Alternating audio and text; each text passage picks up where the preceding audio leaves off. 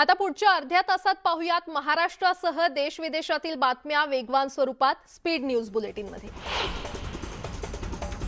Police आणि सत्ताधाऱ्यांनी माझ्या हत्येचा कट रचल्याचा गंभीर आरोप भाजप नेते किरीट सोमय्या यांनी केला। शिवसेना आणि राष्ट्रवादीकडून गनिमी काव्याने हल्ल्याचा कट रचण्यात आल्याची माहिती खुद्द पोलिसांनी दिल्याचा गंभीर आरोप किरीट सोमय्या यांनी केलाय। जिल्ह्याचे एसपी कटात सहभागी आहेत। पोलीस अधीक्षकांची चौकशी करण्याची मागणी सोमय्यांनी केली आहे।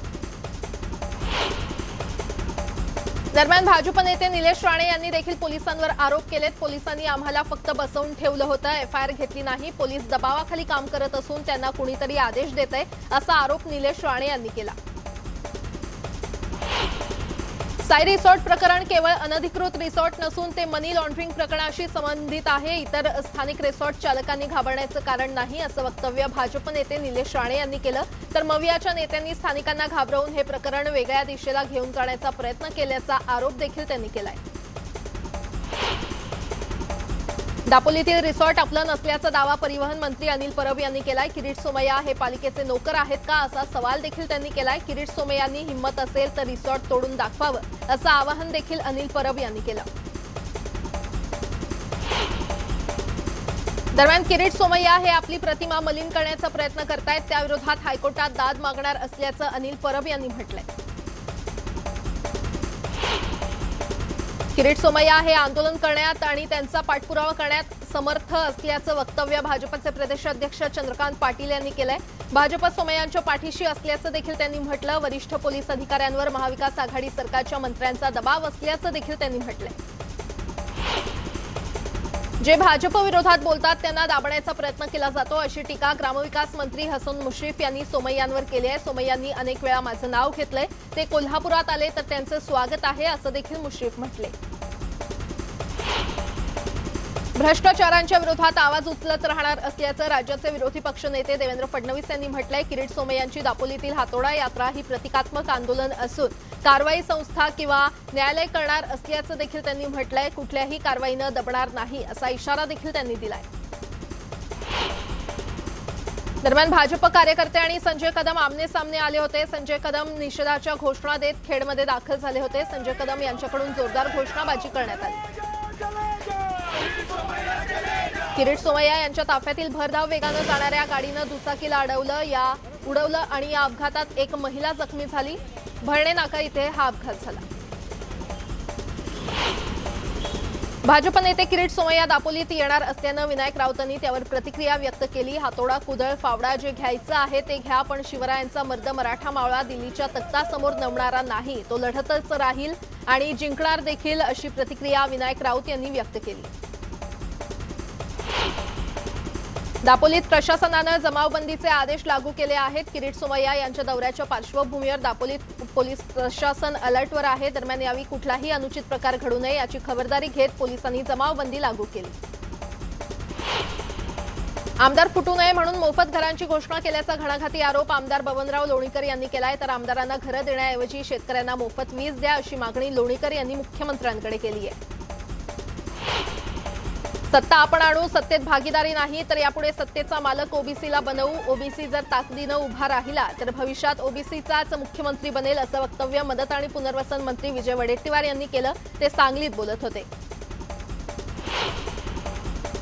परदेशात मागणी असणारी द्राक्ष आणि डाळिंब उत्पादित करून शेतकऱ्यांनी ती निर्यात करावीत, मग शेतकऱ्यांना डॉलरचा भाव मिळेल असा विश्वास केंद्रीय मंत्री नितीन गडकरी यांनी व्यक्त केलाय।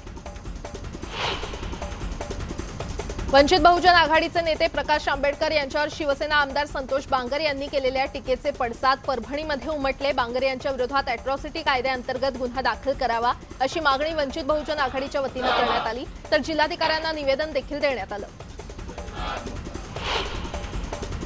भाजपचे नेते खासदार किरीट सोमय्या यांचा निषेध नोंदवण्यासाठी दापोलीतील व्यावसायिकांनी त्यांची प्रतिकात्मक अंत्ययात्रा काढत मुंडन केलं। किरीट सोमय्या हे स्थानिक व्यावसायिकांच्या मुळावर उठले असल्यामुळे आम्ही ही भूमिका घेतल्याचं व्यापाऱ्यांचं म्हणणं आहे। इंधन दरवाढीच्या विरोधात नांदेडमधील तरोडा नाका येथे शिवसेनेनं थाळीनाद आंदोलन केलं। गॅस दरात 50 रुपयांनी वाढ झाल्यानं यावेळी केंद्र सरकार विरोधात घोषणाबाजी करण्यात आली।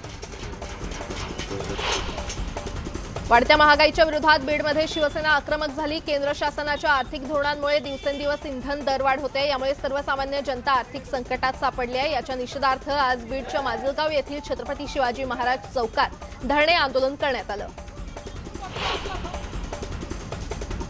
पेट्रोल आणि डिझेलच्या वाढत्या किमतींपासून जनतेला दिलासा मिळण्याची आशा दिसत नाहीये। आता पुन्हा एकदा पेट्रोल आणि डिझेलच्या दरात 80 ते 86 पैशांनी वाढ करण्यात आली आहे। मुंबईमध्ये शुक्रवारच्या तुलनेत पेट्रोलच्या किमतीत शुक्रवारच्या तुलनेत 84 पैशांनी वाढ झाली आहे, तर मुंबईत पेट्रोलचे दर 112.51 रुपये प्रति लिटर इतके आहेत।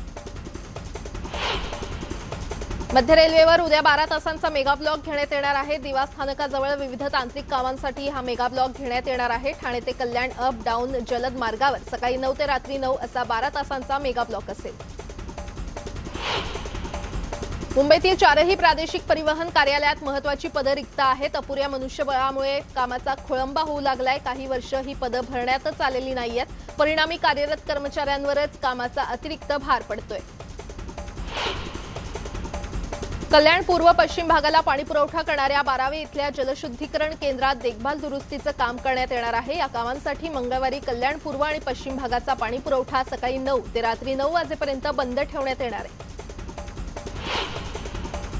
पत्नीसोबत अनैतिक संबंध असल्याच्या संशयानं पतीनं एका तरुणाचा खून केल्याचा धक्कादायक प्रकार जळगावात घडला। या प्रकरणी आरोपी अमिक खरे याला पोलिसांनी अटक केली आहे। मुंबईतल्या कांदिवली पश्चिमेकडील इस्लाम कंपाऊंड भागात घर कोसळलंय। या दुर्घटनेत एकाचा मृत्यू झाला तर 3 जण जखमी झालेत। या भागात जेसीबीद्वारे नाला बनवण्यासाठी खोदकाम सुरू होतं।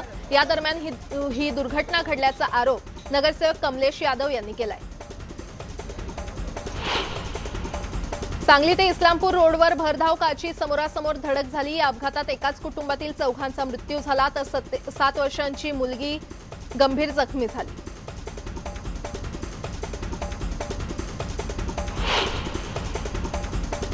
मालाड मालवणी येथील रोडवर भरधाव दुचाकीस्वार नाल्यात पडला। नाल्यावरील सुरक्षा भिंतीचा काही भाग उघडा असल्यानं हा अपघात झाला। संपूर्ण घटना सीसीटीव्हीत कैद झाली आहे। पुणे जिल्ह्यातील मंचर इथल्या कृषी उत्पन्न बाजार समितीसमोर माल वाहतूक करणाऱ्या 4 चाकीचा हँडब्रेक न लागल्यामुळे गाडी थेट रिव्हर्स आली। यामुळे पुणे नाशिक महामार्गावर मोठा अपघात झाला होता आणि सुदैवानं या घटनेमध्ये कोणतीच जीवितहानी झाली नाही। बीड जिल्ह्यात रात्री 6 ते 9 या एका तासाच्या दरम्यान विविध ठिकाणी 3 अपघात झाले। या 3 अपघातात प्रत्येक ठिकाणी एक असे 3 जण जागीच ठार झाले। अपघातात शिवसेनेच्या बीड उपतालुका प्रमुखाचा समावेश आहे।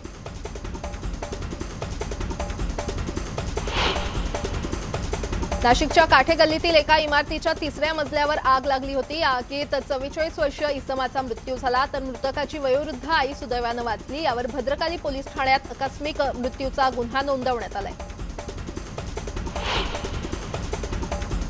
जालन्यातील पोलीस प्रशिक्षण केंद्राच्या जंगलात भीषण आग लागून 50 एकर जमिनीवरील झाडं जळून खाक झाली। अटल घनवन या प्रकल्पाअंतर्गत जोपासलेल्या वृक्षांना आगीचा विळखा पडल्यानं परिसराची मोठी नैसर्गिक हानी झाली आहे। माजी मंत्री आमदार बबनराव लोणीकर यांनी या हानीनंतर भेट दिली।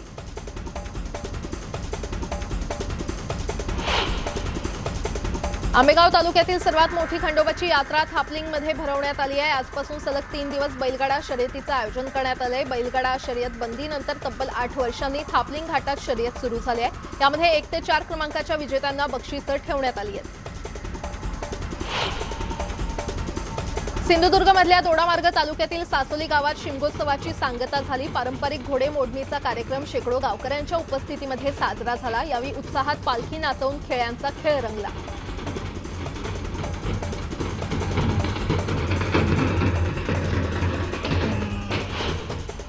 राज्यातील वाऱ्यांचा वेग मंदावल्यानं पुन्हा एकदा तापमानाचा पारा चांगलाच वाढण्याची शक्यता हवामान विभागानं व्यक्त केली आहे। सोमवारपासून राज्यभरातील वातावरण कोरडं होणार असून उष्णतेची लाट आणखी तीव्र होणार असल्याचा अंदाज आहे। राज्यभरातील बहुतांश शहरांमधील कमाल सरासरी तापमान हे 40 ते 41 अंशावर जाणार असल्याचा अंदाज देखील व्यक्त करण्यात आलाय। चंद्रपूर जिल्ह्यातील ताडोबा अंधारी व्याघ्र प्रकल्पातील वाघिणीचा व्हिडिओ सध्या व्हायरल झालाय। ताडोबाच्या बाह्य भागातील देवाडा बफर जंगलात तापमान वाढल्यानं डब्ल्यू नामक वाघीण पाण्यात पहुडली आहे तर तिचे 3 बछडे दूध पीत असल्याचा हा व्हिडिओ व्हायरल झालाय।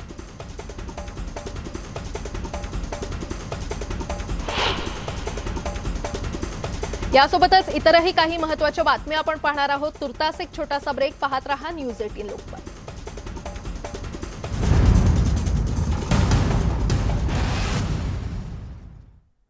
ब्रेकनंतर आपलं पुन्हा एकदा स्वागत आणि आता पाहूयात उर्वरित बातम्या वेगवान स्वरूपात.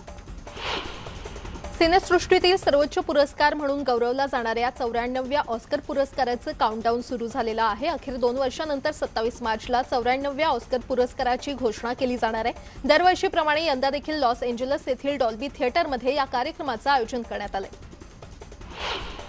साऊथ दिग्दर्शक एस राजामौली यांचा RRR हा चित्रपट 25 मार्च रोजी जगभरात प्रदर्शित झाला. प्रदर्शनाच्या पहिल्याच दिवशी या चित्रपटानं हिंदी व्हर्जननं 18 कोटींची कमाई केलेली आहे. RRRनं अमेरिकन सुपरहिरो चित्रपट द बॅटमॅनला सुद्धा धोबीपछाड दिलंय.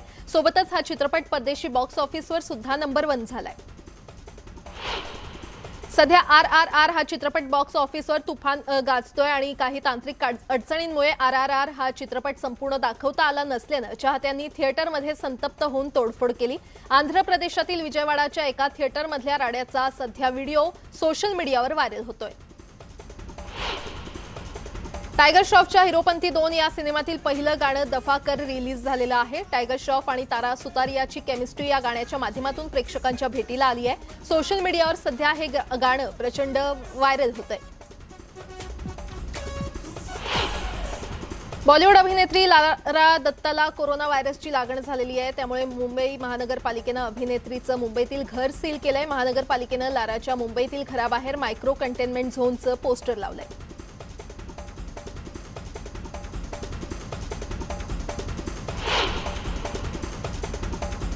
या बातम्यांसह बुलेटिनमध्ये वेळ झाले इथेच थांबण्याची. पाहत रहा न्यूज 18 लोकमत.